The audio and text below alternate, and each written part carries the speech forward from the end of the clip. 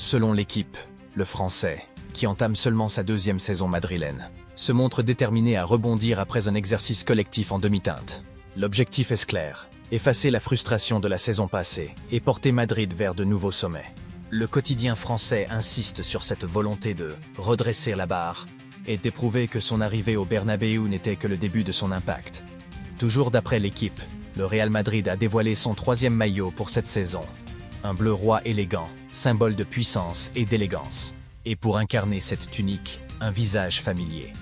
Zinedine Zidane, l'icône française, devient l'ambassadeur visuel de ce maillot. Un clin d'œil qui ne manquera pas de toucher les supporters les plus nostalgiques. Le marché des transferts madrilènes est loin d'être calme, comme l'annonce Foot Mercato. Régnier quitte définitivement le Real pour s'engager avec l'Atlético Mineiro. Un départ qui symbolise la fin d'un chapitre pour le jeune Brésilien, arrivé avec de grandes attentes, mais qui n'a jamais réussi à s'imposer à Madrid. Et ce n'est pas tout. Endrick, pépite brésilienne récemment arrivée, hérite du numéro 9, toujours selon Foot Mercato. C'est un geste fort et hautement symbolique. Porter le numéro des grands, buteuse madrilène, est une déclaration d'ambition claire pour le jeune attaquant. Enfin, le Real confirme aussi un soutien contractuel à Gonzalo Garcia, une information croisée entre l'équipe et Foot Mercato, preuve que le club prépare aussi l'avenir à moyen terme. Foot Mercato rapporte que le Real Madrid s'est imposé 4-1 lors d'un match amical à huis clos contre Leganés. Un test interne qui a permis de faire tourner l'effectif et d'affiner les automatismes avant la reprise officielle. Selon Foot Mercato, une vraie crispation institutionnelle est née autour du refus de la Liga de reporter le match d'ouverture contre Osasuna. La réaction de Real Madrid TV a été immédiate. La chaîne officielle du club parle d'une saison altérée et dénonce un manque d'éthique sportive. Une déclaration qui illustre parfaitement les tensions persistantes entre le club merengue et Javier Tebas. Enfin, OneFootball rapporte que l'avenir de Rodrigo fait l'objet de débats. Après une prestation jugée décevante lors de la Coupe du Monde des clubs, des rumeurs évoquent un intérêt du PSG. Cependant, le journaliste Fabrizio Fab Romano, tempère et rappelle que d'autres sources fiables, comme Foot Mercato et Sky Sports Germany, démentent fermement cette possibilité. En clair, pour le moment, il n'y a rien de concret, et le Brésilien reste pleinement un joueur du Real Madrid. On traverse maintenant les Pyrénées pour parler de l'actualité en Ligue 1, et on commence par l'AS Monaco. Monaco termine sa pré-saison sur une fausse note. D'après l'équipe, l'AS Monaco a conclu sa préparation estivale par une défaite 1-2 face à l'Inter Milan. Un revers d'autant plus frustrant que les Monégasques ont joué plus d'une heure en supériorité numérique. Une rencontre qui laisse un goût amer, surtout à l'approche de la reprise du championnat, et qui soulève quelques interrogations sur la solidité défensive de l'équipe de l'entraîneur Adi Hütter. Toujours selon l'équipe, la Ligue de football professionnel a entériné la suppression du critère des buts à l'extérieur pour départager les équipes à égalité. Désormais, la hiérarchie se fera en priorité sur l'attaque la plus prolifique, puis sur le nombre total de victoires.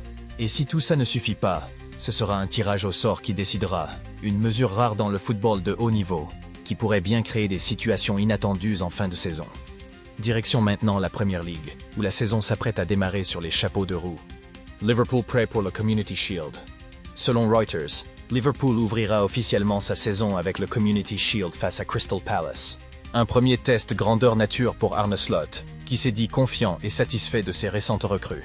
Florian Wirtz, Hugo Ekitike, Jeremy Frimpong et Milos Kerkez. Le coach néerlandais en a profité pour balayer les rumeurs concernant un possible départ de Darwin Núñez ou l'arrivée d'Alexander Isak, assurant que l'effectif est stable et prêt à entrer dans la compétition.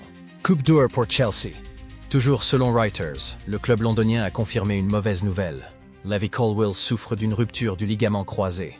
Le jeune défenseur a été opéré avec succès, mais son absence s'annonce longue, privant Chelsea d'un élément clé pour une bonne partie de la saison. On termine ce tour d'horizon avec la Bundesliga, où la préparation et les annonces s'enchaînent avant le coup d'envoi officiel. Selon Bavarian Football Works, le Bayern Munich a bien lancé sa saison en amical avec une victoire 2-1 face à l'Olympique lyonnais. Ce match a mis en lumière la jeunesse bavaroise, notamment Paul Warner, auteur d'une performance remarquée, en coulisses. Un autre nom attire l'attention, Joao Palhinha, régulièrement cité dans les rumeurs de transfert, laissant planer un suspense sur un possible renfort au milieu de terrain. D'après Get Football News Germany, le Borussia Dortmund comptera sur Karim Adeyemi, 23 ans, pour porter son secteur offensif cette saison. Après plusieurs départs et une série de blessures, l'international allemand bénéficie de la confiance totale de son entraîneur Niko Kovac, qui voit en lui un élément clé pour maintenir l'efficacité offensive du club. Sur le plan extra-sportif, la DFL, Deutsche Fußball-Liga GmbH via DFL, a officialisé un partenariat exclusif avec DAZN Japon pour les 3 prochaines saisons. Cet accord garantit une large diffusion du championnat allemand sur le marché asiatique, renforçant la visibilité et l'attrait de la Bundesliga à l'international. D'après le Guardian et We Ain't Got No History, plusieurs transferts ont marqué les derniers jours en Angleterre. Arsenal a sécurisé l'avenir de sa pépite Ethan Nwaneri, 18 ans, en lui faisant signer un contrat de 5 ans. Burnley muscle son attaque avec l'arrivée d'Armando Broja en provenance de Chelsea, pour un montant estimé entre 15 et 20 millions de livres. Aston Villa s'offre Evan Gesson pour environ 26 millions de livres. Et dans le même temps, d'autres mouvements ont eu lieu impliquant Manchester City et même le FC Barcelone. Preuve que le marché anglais reste l'un des plus animés d'Europe.